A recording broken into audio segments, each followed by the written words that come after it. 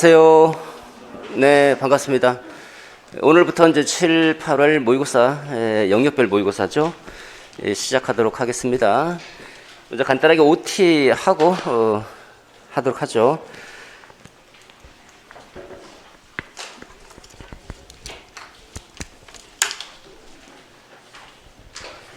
자, 시작입니다.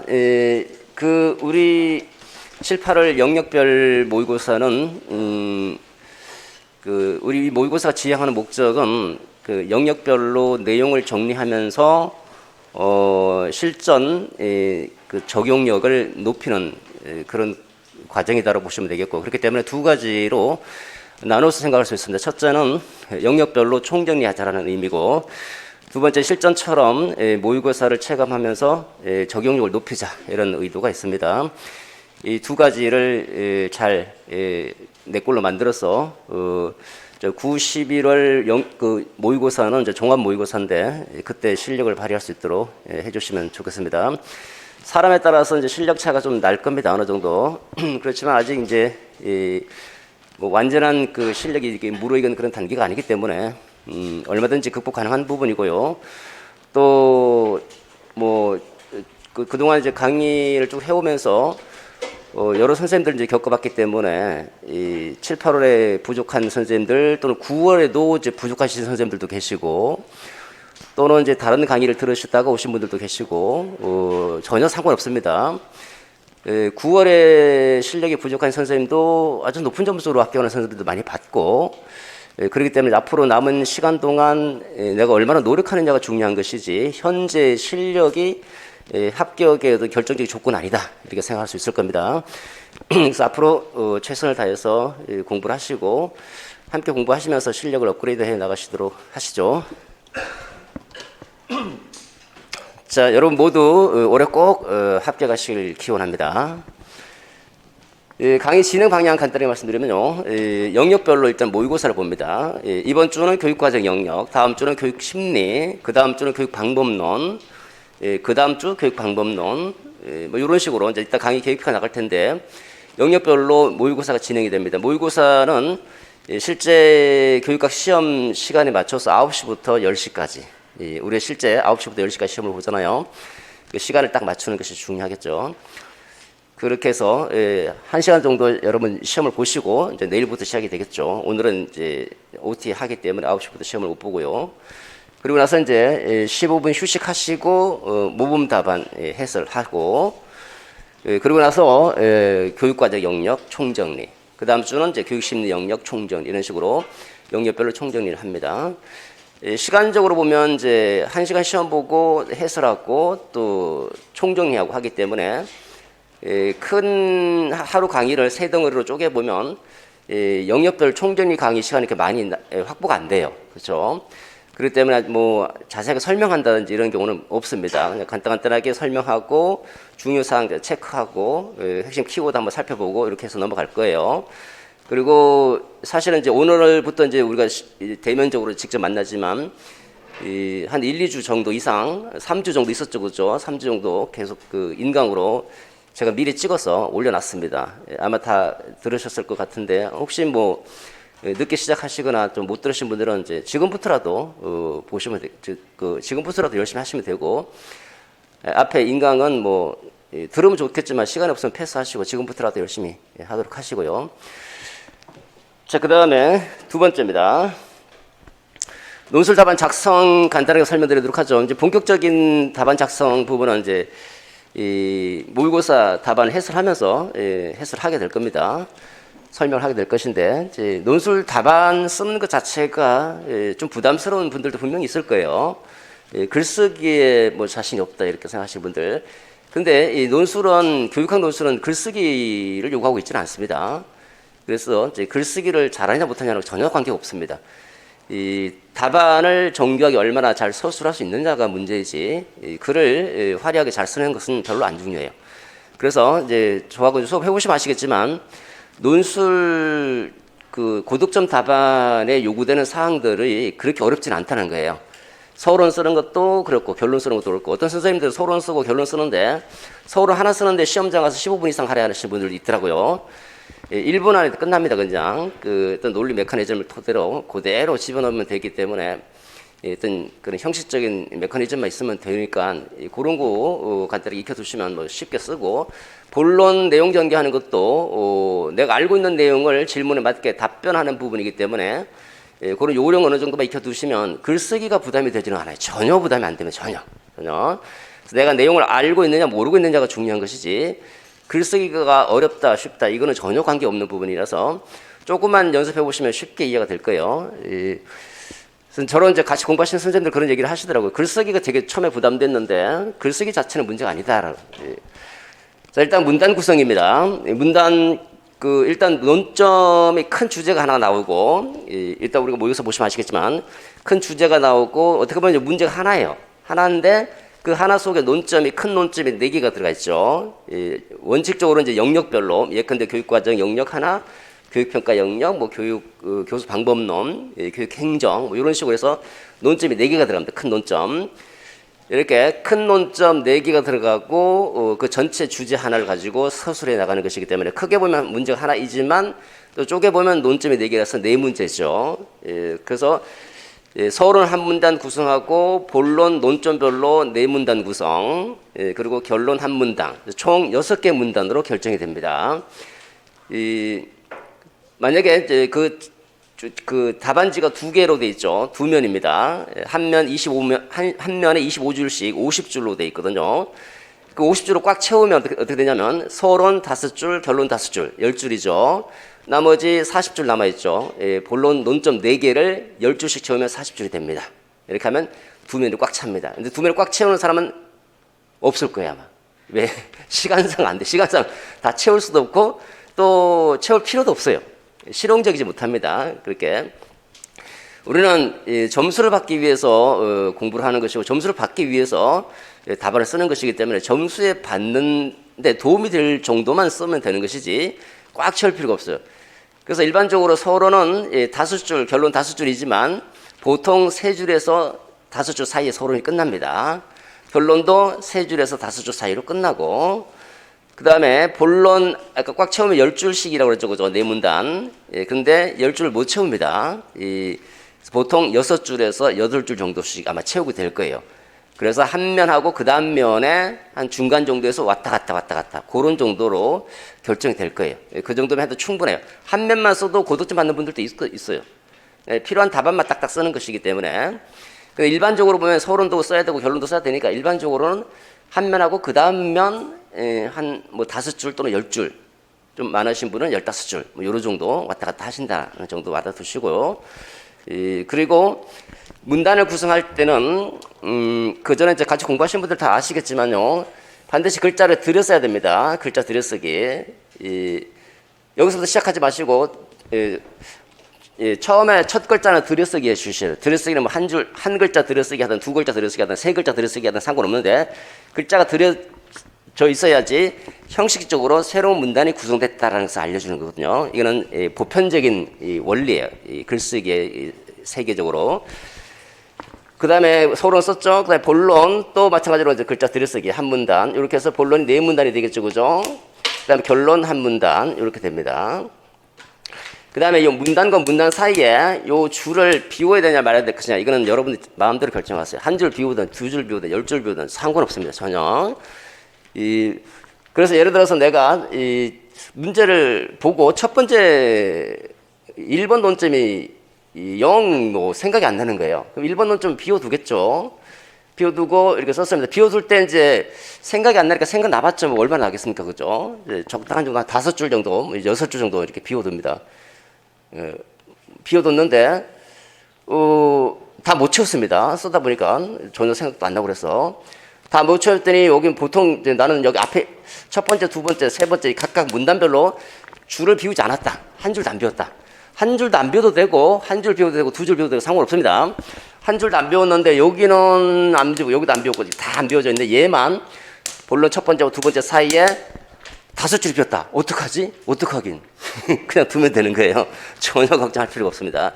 점수에 전혀 영향을 안 줍니다. 그러니까 문단 사이에 한 줄 비워서 쓰시는 분들도 있고요. 비우지 않고 쓰시는 분들도 있고, 또 어떤 분들은 이제 한 줄 비웠다가 두 줄 비웠다가 이제 생각이 안 나니까 그런 거겠죠. 어떤 경우는 뭐 5줄 비워 있는 경우도 있고 그런데 부담 갖지 마시고 그냥 편하게 쓰시기 바랍니다. 중요한 건 내용이지. 원래 그 문단과 문단 작성 방법 중에 하나가 문단과 문단 사이 줄을 비우는 것도 있는 거거든요. 줄 비우는 것도 이제 있는 이거는 이제 보편적으로 이제 적용되는 건 아니지만 어쨌든 뭐 부담 갖지 마시고요. 그다음에 두 번째 주제와 연계하셔야 됩니다. 문제 보시면 주제가 제시가 되어 있습니다. 그래서 본론 4개의 문단을 주제와 반드시 연계해서 소스를 주셔야 됩니다. 주제 연계는 처음에 잘 안 됩니다. 점수가 2점짜리거든요. 이게 2점짜리라서 신경 쓰셔야 됩니다. 자주 쓰시다 보면 자기도 모르게 쓰게 돼 있어요. 근데 자주 안 쓰신 분들은 신경 쓰셔야 됩니다. 신경 안 쓰면 금방 잊어버립니다. 그래서 4개, 본론 4개 문단 주제와 연계해서 서술에서 2점 빼앗기지 않도록 하고, 그 다음에 항목과 2개 이상을 제시하라. 뭐 2개 제시하라, 3개 제시하라. 3개까지는 요구하지 않는데 보통 2개를 요구하고 있죠. 2가지를 제시하라 그러면 첫째 어떠고 둘째 어쩌고저쩌고 이렇게 항목을 매겨서 서술해 주시는 게 훨씬 좋고요. 내가 아는 게 3개인데 2개를 제시하라 그러면 충분히 잘 설명할 수 있는 2개를 끌고 와서 첫째, 둘째에서 써주시고 세 번째는 서술할 필요가 없습니다. 만약에 2개 쓰라고 하는데 3개를 내가 제시했다. 세 번째는 읽어보지도 않고 그냥 넘어가 버려요. 그냥.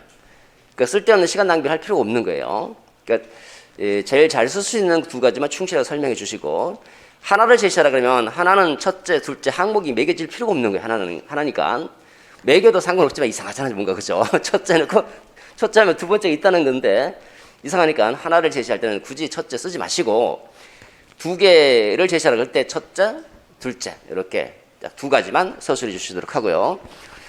그 다음에 수정할 때는 2줄 거십시오. 나중에 또 설명드릴 기회가 있을 겁니다. 수정할 때 2줄로 이렇게 2줄로 긋고 위에다 서술해도 되고 이제 밑 옆에다가 이제 서술해도 되고요. 물론 이렇게 수정해서 이렇게 수정할 수도 있습니다. 이렇게 할 수도 있겠지만 이렇게 해도 되고 이게 이제 원고지 교정법입니다. 우리는 원고지가 아니기 때문에 굳이 원고지 교정법을 사용할 필요가 없어요. 써도 돼요. 써도 됩니다. 이렇게 해도 되고 그냥 2줄 긋고 그냥 위에다 써도 되고 옆에다 써도 되고 그 다음에 선에 유의하시기 바랍니다. 특히 세로선 답안지 이따가 이제 여러분들 답안지 나눠드릴 텐데 답안지 보시면 세로선이 있어요. 세로선 넘어가 버리면 이 세로선이잖아요, 그죠? 이렇게 줄이 이렇게 그어져 있습니다. 이렇게 쓰다 보면 이제 이거 좀 더 써야지 해서 이렇게 썼다. 이거는 글자가 없는 걸로 간주됩니다. 그래서 만약 여기 핵심적인 내용이 있었다. 그럼 글자가 없는 것이기 때문에 이거 점수가 인정이 안 되는 거예요. 그 다음에 밑에 조금 더 채워야 되겠다. 또 여기 여백에다 씁니다. 이거 다 없는 거 전부 다. 이거 글자 없는 걸로 간주되니까 넘기지 마시고 넘어가고 싶으면 이제 다음 페이지 넘기시면 되겠고 여기는 넘기지 마시고 바로 이제 줄 바꾸고 쓰면 되죠, 그죠? 그리고 글자를 쓰다 보면요, 예를 들어서 뭐 이렇게 썼다. 이제 글자를 이제 삽입할 경우도 있거든요. 그럴 때는 요 밑으로 이렇게 삽입하지 마세요. 밑으로 삽입하면 이걸 가지고 점수를 깎는가 그런 건 아닌데 가능하면 위에다가 이렇게 위에서 이렇게 글자를 삽입할 수 있도록 해주시고 요 간단한 형식적인 부분만 간단히 설명드리도록 하고요. 그 다음에 첨삭을 우리 2번 하죠. 하나는 이제 그 내용 첨삭이고 하나는 점수 첨삭입니다. 첨삭지 제출하실 때 이름 쓰시고 전공 쓰시고요. 답안지 윗면 접지 마세요. 두 면이니까 2페이지 2장짜리 이제 그 서로 그 이상 가족 될까봐 이렇게 묶어서 이렇게 막 접어갖고 이제 제출하실 분이 있는데 어차피 또 제가 펴야 됩니다. 펴고 하는 거니까 위에 접지 마시고 그냥 제출하시고요. 개별 첨삭과 대표 첨삭으로 되어 있습니다. 중간중간 이제 그 답안지 대표적인 답안지 이제 보고 첨삭해서 드리도록 하고요. 개별적인 첨삭도 이제 이루어지고 그럴 겁니다. 내일 시험지는 이제 그 대표 첨삭입니다. 내일 모의고사는 그래서 대표적으로 이제 제가 보고 참고할 만한 거 여러분들 답안지 보고 이제 첨삭해서 이제 드리도록 하고요. 대표 첨삭이기 때문에 이제 제출하신 부분에 한해서 제출 안 하셔도 됩니다. 제출하신 분에 한해서 보고 이제 일부 몇 명만 이렇게 보고 이제 참고할 만한 답안지를 보고 이제 드리도록 하고 개별 첨삭 개별적으로 전부 다 이제 첨삭해 드리는 거도록 하고요. 자, 그 다음에 효율적인 공부 방법. 일단은 영역별 모의고사이죠. 그러니까 오자마자 모의고사부터 보는 거예요. 그러니까 미리 공부를 하고 오셔야 돼. 지금부터는 반드시 예습을 하셔야 돼. 나름대로 계획을 세워서 예습하고 들어오셔야 됩니다. 그래서 모의고사 보기 전에 미리 영역별 예습을 하고 모의고사 보고 해설 들은 다음에 다시 강의 들은 다음에 또 집에 가셔서 복습하시고, 오늘 예를 들어서 월요일 전에 복습하고 예습하고 복습하고 그다음에 그 주 중에 또 한 번 더 복습, 이렇게 3번 이상 복습이 될 수 있도록 해나갔으면 좋겠습니다. 계획을 잘 세우시기 바랍니다.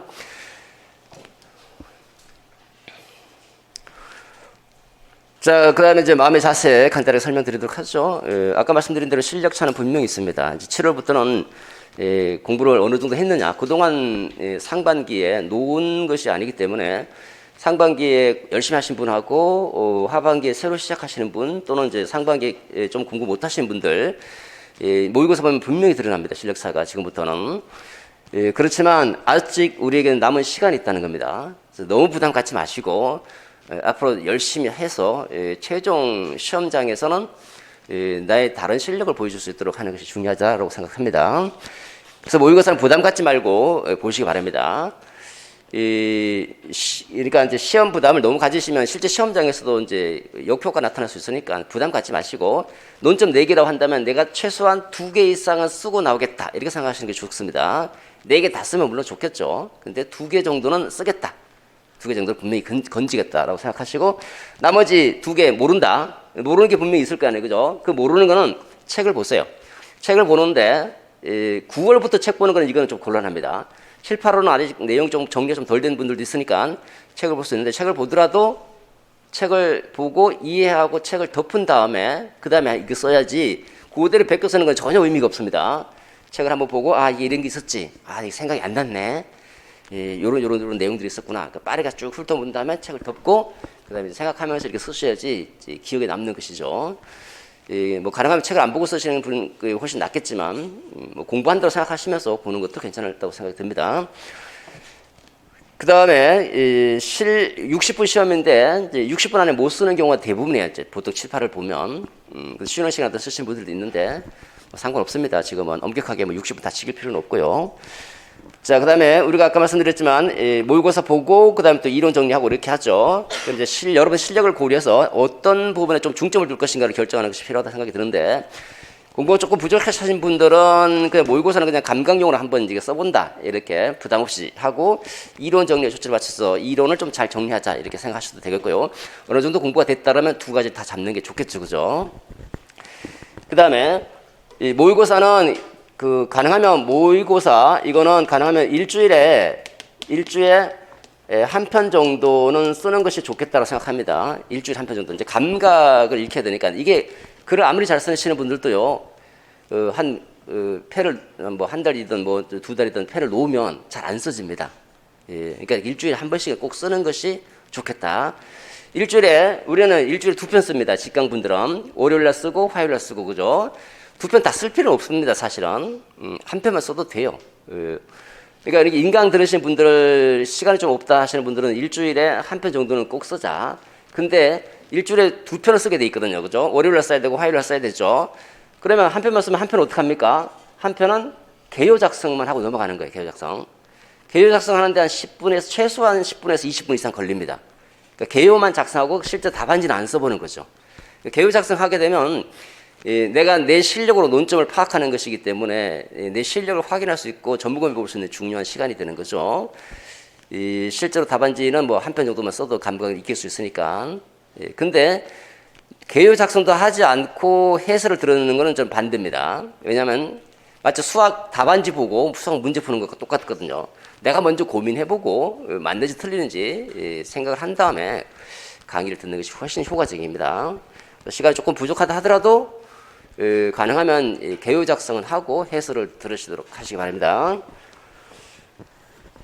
자, 그 다음에 이론 총정리 부분, 이제 이론 총정리 할 때, 아까 말씀드렸지만 시간이 없기 때문에 간단하게 짧게 한번 돌린다는 생각으로 정리하게 될 겁니다.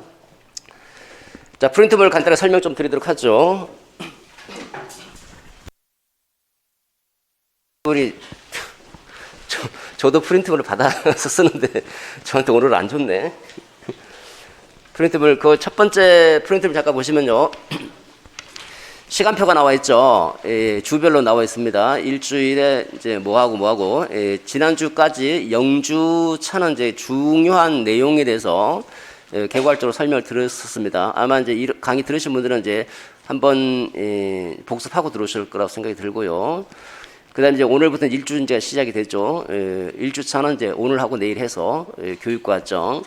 그다음에 2주차 때는 교육 심리 그런 식으로 진행이 됩니다. 그거 이제 염두에 두시면서 예습하시면 되겠고 두 가지로 쪼개져 있는 경우가 있겠죠. 뭐 예를 들어서 이제 뭐 교육 과정이면 이번 1주지만 월요일 날 교육 과정이 있고 화요일 날 교육 과정이 있잖아요. 그죠?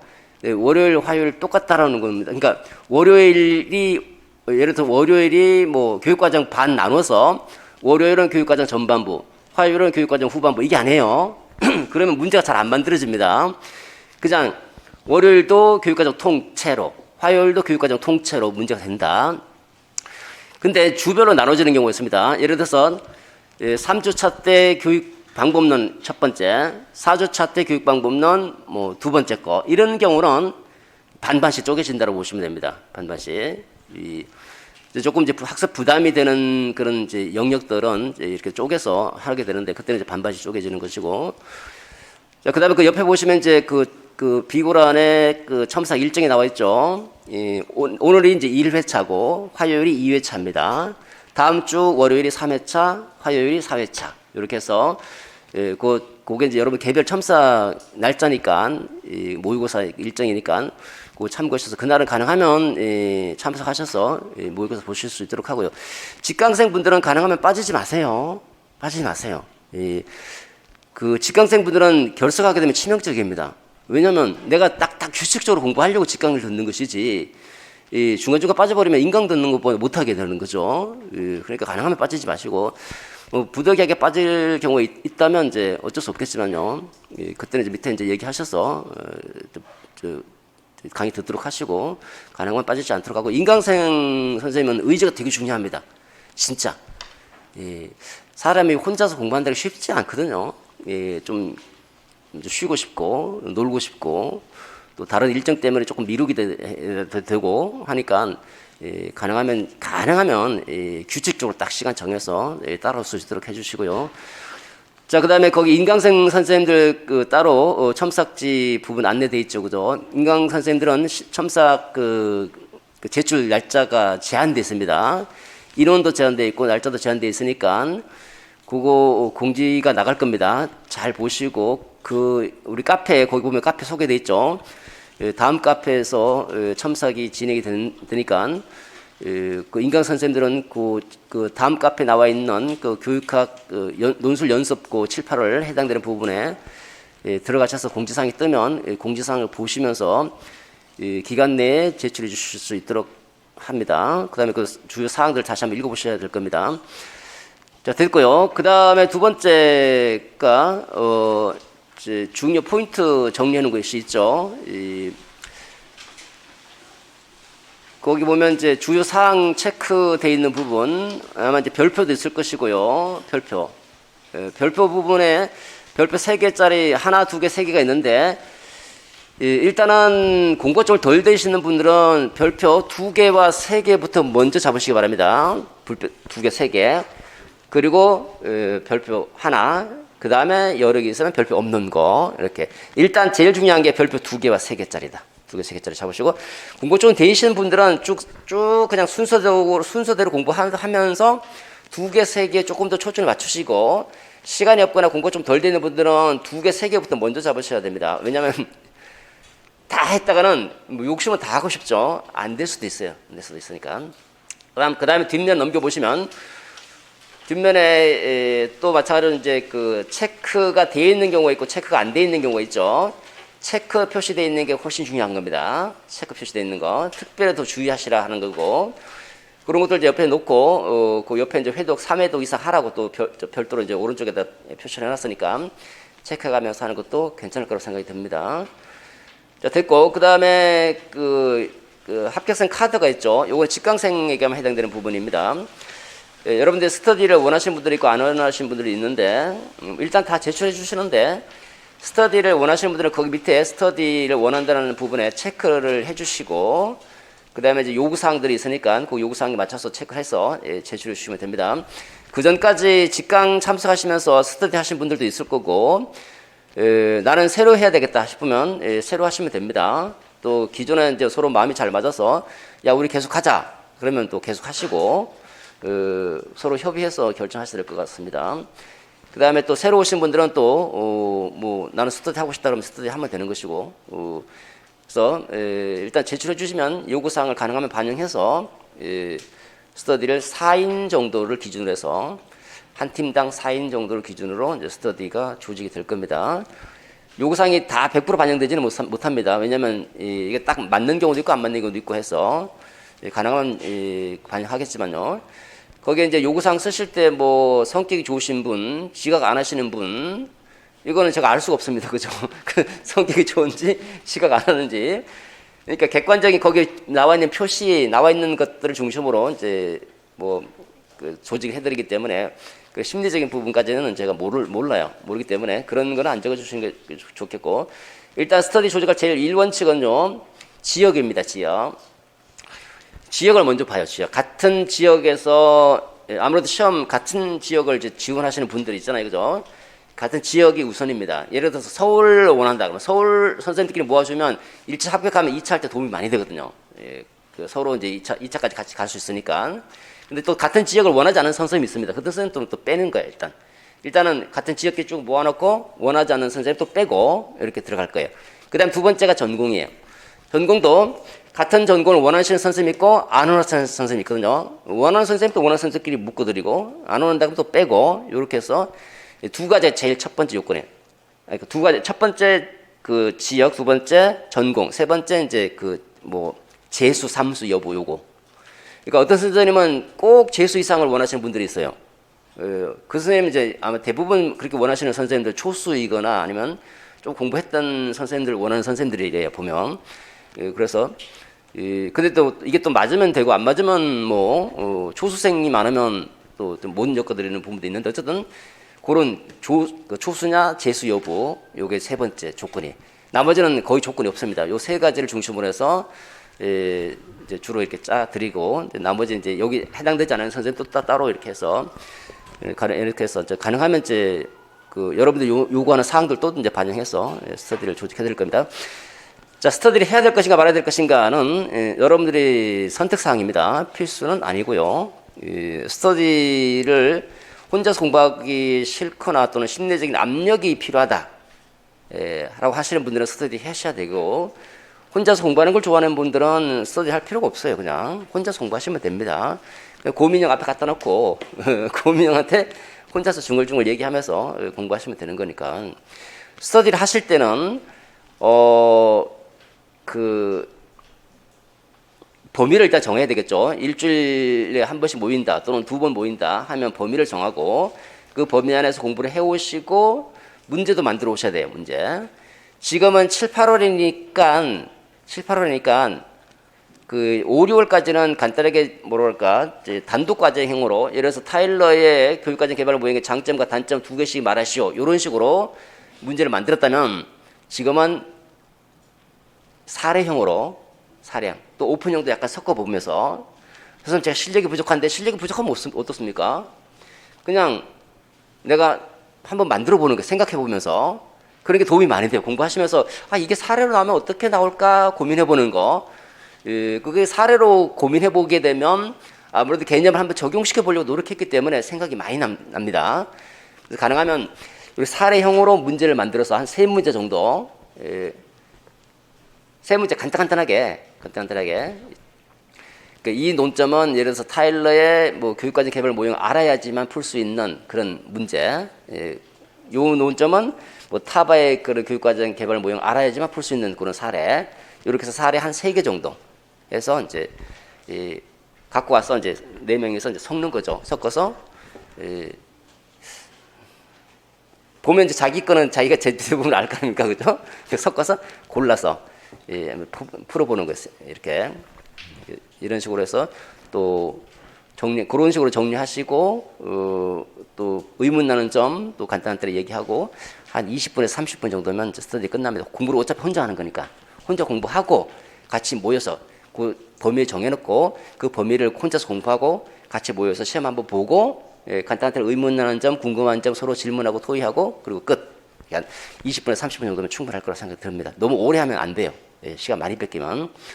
그런 식으로 진행했으면 좋겠다라고 생각이 들고 혼자 하셔도 좋습니다. 저 같은 경우는 저는 뭐 혼자 하는 걸 좋아하는 스타일이라서 혼자 이렇게 공부하지 막 모여서 이렇게 하는 경우는 별로 없었던 것 같아요. 진짜 어려운 거 공부할 때는 이제 스터디를 좀 꾸려서 이제 다른 사람의 지식이 좀 요구되는 부분들을 그런 것들을 공부할 때는 이제 스터디를 했었는데 옛날에 근데 뭐 그렇지 않은 경우는 이제 혼자서 하는 경우였기 때문에 사람마다 스타일이 달라요. 그래서 자기 그 학습 특성을 잘 보시고 스터디 하시든 말든 이제 선택하시면 되겠다. 근데 2차는 필수입니다. 2차는. 자, 그 다음에 또 프린트 또 이제 있나요? 단가? 프린트를 안 주셔서. 자, 이렇게 해서 이제 OT 마치도록 하겠습니다. 여러분 항상 긍정적으로 생각하십시오. 나는 합격한다. 나는 무슨 일이 있어도 올해 합격한다. 그리고 정진하시기 바랍니다. 좀 쉬었다가 10분 정도만 쉬었다가 바로 모의고사 들어갑니다.